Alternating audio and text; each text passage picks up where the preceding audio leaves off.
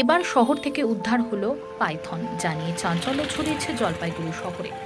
জানা গেছে, বুধবার বিকেলে জলপাইগুড়ি পৌরসভার 24 নম্বর ওয়ার্ডের করলা নদীর পাড়ে থাকা এলি সংলগ্ন একটি জলা জায়গা থেকে একটি অজগর সাপের ছানাকে দেখতে পায় স্থানীয় বাসিন্দারা। এরপর তারাই সাপটিকে জারবন্দি করে খবর দেন পরিবেশ কর্মী বিশ্বজিৎ দত্ত চৌধুরীকে।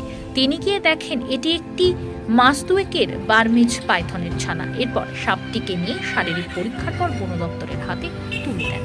তার অনুমান, ওই জলাশয়ে আরও পাইথন থাকতে পারে।